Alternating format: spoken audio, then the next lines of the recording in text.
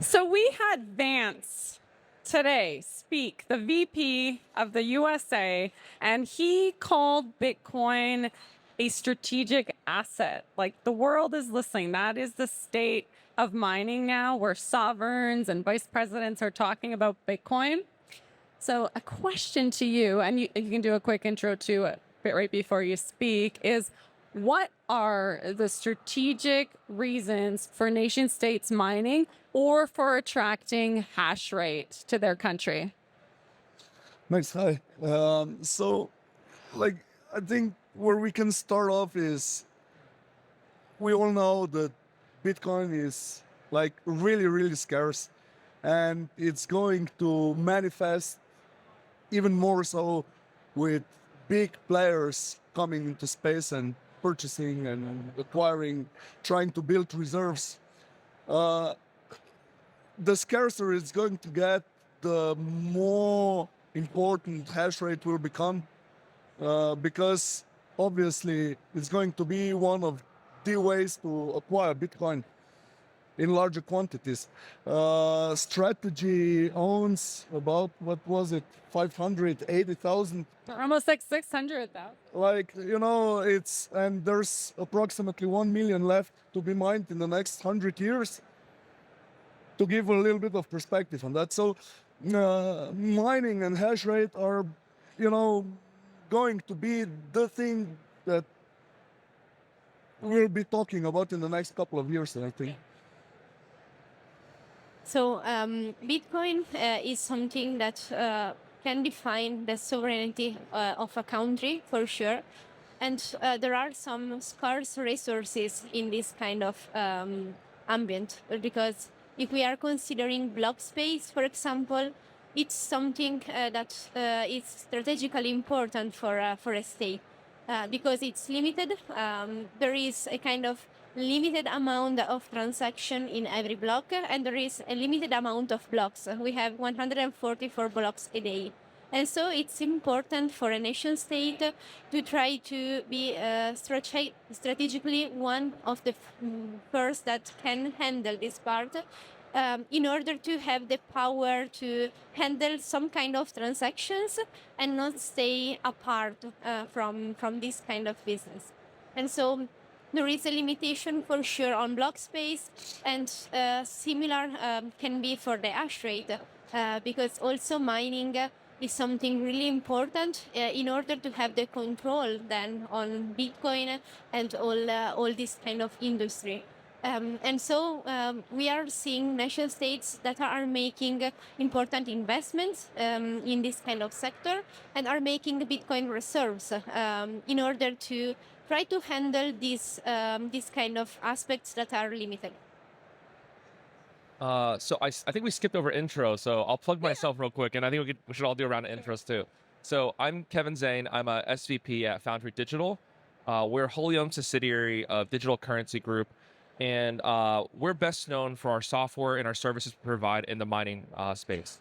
In particular, our mining pool. We're one of the largest mining pools in the world, but a lot of people also don't know that we offer miner management software, firmware, and site operations where we'll actually go in, help you outsource people to manage your operations on site as well. But to answer the question, like what attracts nations into Bitcoin mining and even their interest in Blockspace, I think first they have to obviously know what they're getting themselves into, right? The space moves incredibly quickly. The narratives change very fast. But the one thing they need to have established before miners feel comfortable coming in is rule of law, right? Because when you have established frameworks, and nowadays it's no longer like small individual miners that go into these various countries, new locations, new regions. These are large public listed companies, sovereign wealth funds, and they're deploying hundreds of millions, if not billions of dollars. And these projects, they take years to build up and get started. So you don't want something to shift on you halfway through your project, halfway through your plans, right? Not only do you have to figure out the right vendors to work with, but even your designs or your tax liabilities, right? Whether it's VAT or how much you're going to pay for your electricity, etc. All this has to be kind of locked down. And without rule of law and without kind of established frameworks, it's very difficult for nation states to get started mining locally. Sorry, did you want to do a really quick intro? Yeah, I'm Francesca Failoni, CFO and co-founder of Alps Blockchain. We are a mining company. We have operations around the world, from South America to Middle East to North America. In particular, we have Oman as a country, and then Paraguay, Ecuador, US, and Europe, where we started. We will reach 15 exahash by December, and so we are growing a lot. And our vision is to try to connect the world of energy and energy transition with the mining activity. For those of you who don't know me, I'm Philip. I'm the Chief Legal Officer at NiceHash. NiceHash is a platform providing a live hashrate marketplace.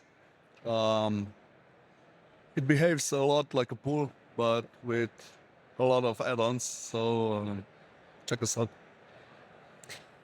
Can you guys talk about Mags, the connection? Introduce yourself. Oh, sorry. Yes. Hello. I'm Mags. I'm with PRTI. We take waste tires and we mine Bitcoin.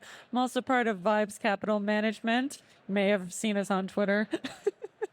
But I'm also I'm writing a book on like nation state game theory and geopolitics of Bitcoin mining. So this is like a cool panel. And I'm privileged to be on this panel with you guys because I get the lowdown. Like, so, okay, I'm a nation state. I'm going to buy a Bitcoin reserve.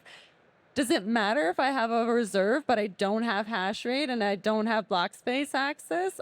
I don't think so. I think you need those. But why don't you guys offer your thoughts? Yeah, it's really important to have it for sure, because to handle also the block space, you need to have some kind of computing power. And so the mining activity is kind of the base of this kind of blockchain technology. And so trying to work also on the mining sector is really important for nation states, because it helps handle the block space, it helps handle like the transaction, and so you can decide what is going to be approved on the blockchain or not. It's really important for monetary sovereignty, because again, mining is the key of this kind of sector, and so it's a really strategic resource.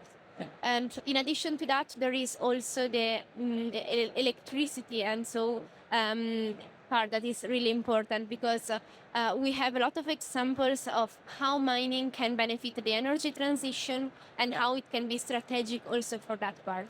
And so also for the development of a country, for that point of view, it's really important. I think from a perspective of management of natural resources, it's also really important for nation states to understand what mining actually does and what it can do. So you have natural resources being used up for powering Bitcoin mining. It's an activity that makes it really easy to take that wealth and project it thousands of kilometers away to a foreign entity. I think it's going to go down this road that governments and states will realize that this is something they need to keep in mind and address in certain ways. I think we will see a lot of legislation in the near future coming down on this particular topic. It's been in the States for long, but I think with all this allocation of resources into these directions, we will see a lot of protectionism. I'm certain of it. That's actually a really good take. I think it's really interesting if you look at the country of Bhutan, right?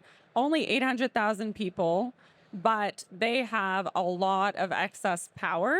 They don't have gold, they don't have precious metals, but they are mining a scarce digital resource and building up a treasury. And they actually have been spending it. They've spent maybe 400, 500 million over the last couple of months, and they're building an airport and a city. So like Bitcoin mining is building that country up, and by my estimate, 1.5 to 2% of hash rate will be in Bhutan in the next couple of months. So like that's pretty significant. US has massive hash rate. Do you think there's a certain percentage hash rate that countries should aspire to? Well, going back to the previous question of nation states getting into whether they should have a reserve or start mining, I think it's really important for each of these different countries to kind of play the hand that they're dealt, right? We talked about whether you have abundance of electricity or you have a grid framework, tax laws, etc. Like one of the reasons why MetaPlanet really took off in Japan, is most people don't know, there's a 55% unrealized capital gains on Bitcoin that you hold, right? And that also applies to a lot of businesses. So it makes sense to have a proxy where you don't have the same tax laws if it's investing in a Bitcoin company or in a company itself, right? Japan doesn't have a lot of electricity, so they probably won't get into the Bitcoin mining game. Now, to your question that you're asking about Bhutan and what percentage of hash rate makes sense, I think it's, once again, how much power and how much resources do you have, right? It probably doesn't make sense to build power just for Bitcoin mining.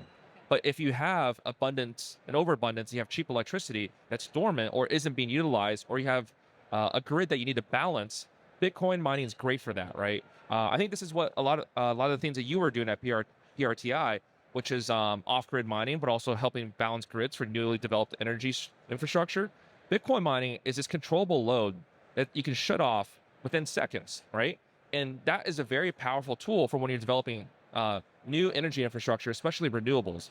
So I think it's as much as it's like these companies are leveraging Bitcoin to help their financial prospects, it also helps them establish stability for other infrastructure they're building, like the airport that Bhutan funded with their Bitcoin gains. But also, I think energy and power is so related with kind of standard of living and how well a country's doing, how well they're able to industrialize, and Bitcoin mining can help lead that charge.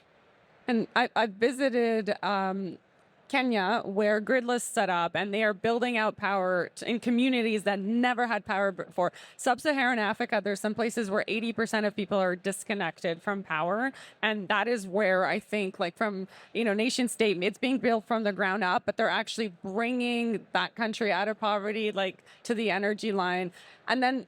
At the complete opposite side, you look at the US and other nations that are building out AI infrastructure, and that the amount of power that is predicted to grow. I think AI is supposed to hit about 10% of all power demand in North America in 2030.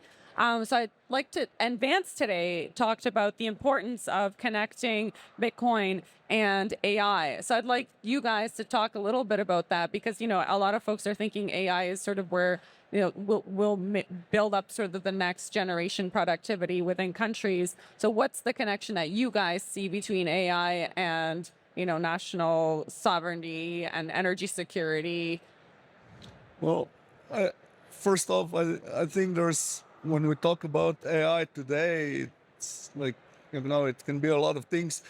On the Bitcoin side, coming from a, let's say, compliance connected background, I think we will see a lot of application in transaction monitoring, enforcing anti-money laundering rules. So this is a field where, for sure, AI will have its firm place. I know for a fact that there's companies already out there using AI in order to, facilitate or make it easier to monitor machines, to keep a hand on your hardware and infrastructure. So for now, it's going to evolve. What I think is that the connection between these two technologies is for sure the infrastructure, because energy is the key for both AI and mining. They are a completely different kind of business model and activity. And if we see the capex per megawatt of mining is like really lower than the AI ones.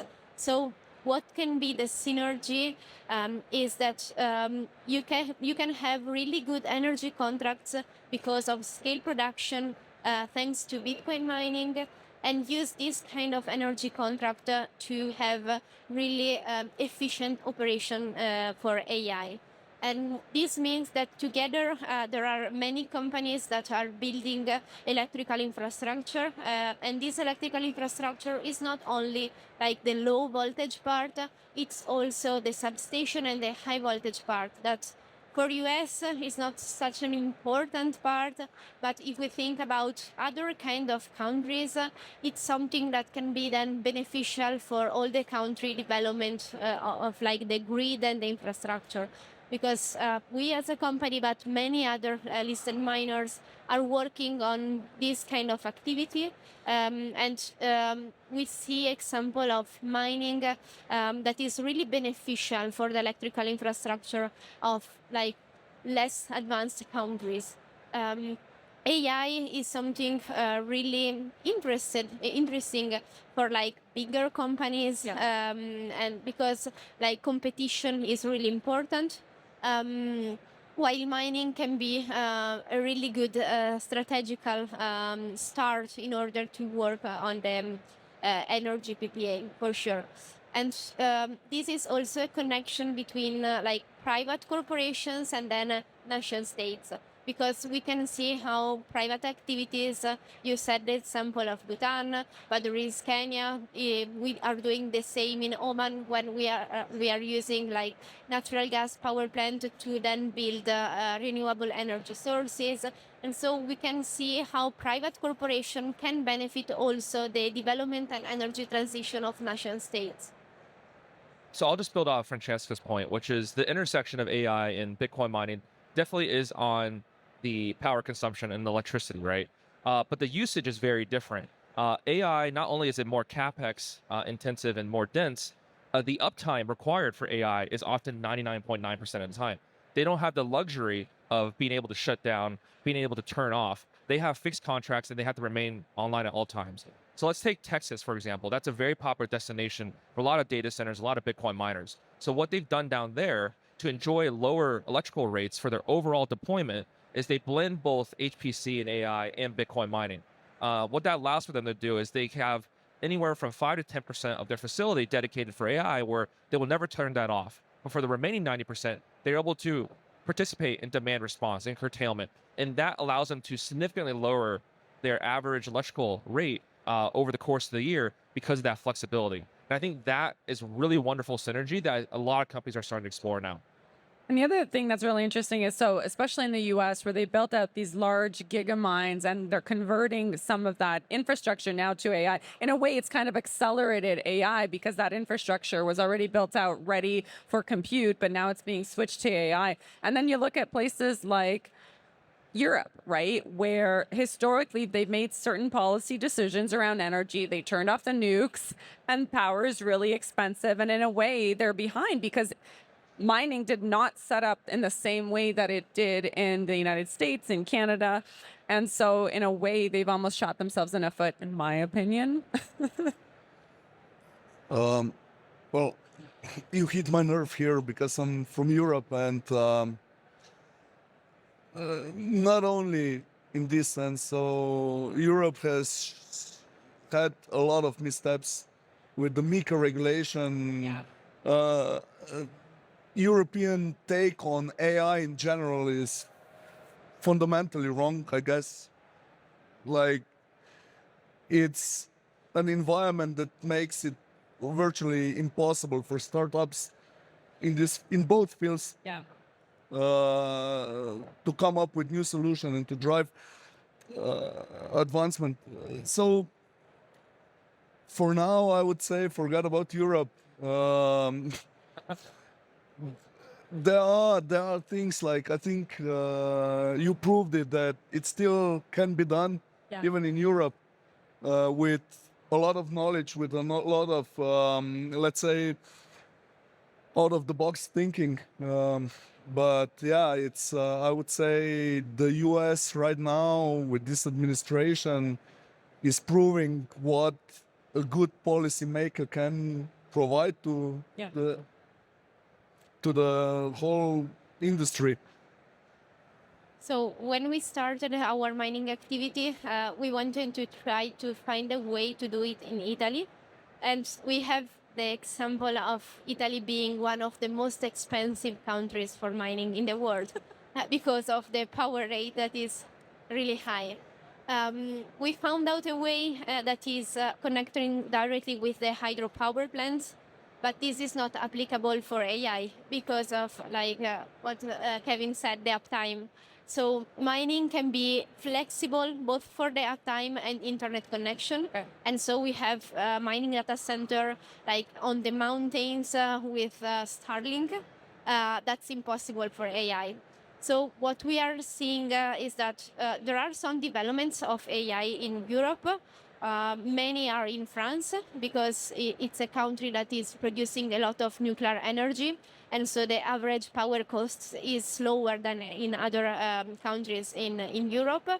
And also we have to consider that for the AI, the electricity consumption is lower than mining. So there are some kind of AI activities and AI data center that are getting built because it's not so fundamental to have a good power rate. It's important to have a kind of efficient sites.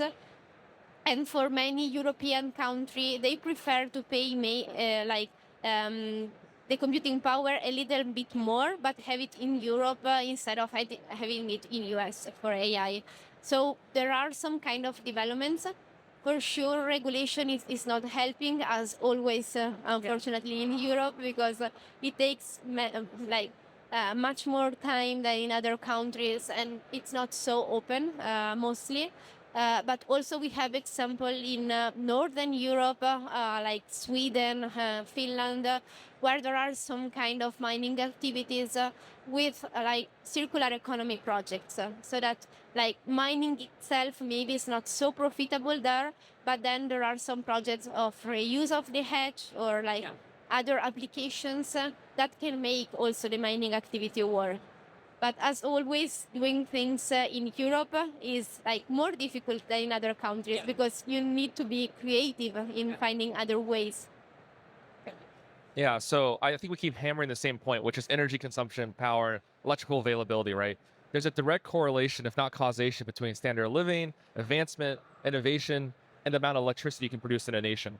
And there's a reason why historically there have been several countries that really dominated Bitcoin mining. The US, more recently, Russia, and historically China. And even today, about 40% of all mining happens within North America.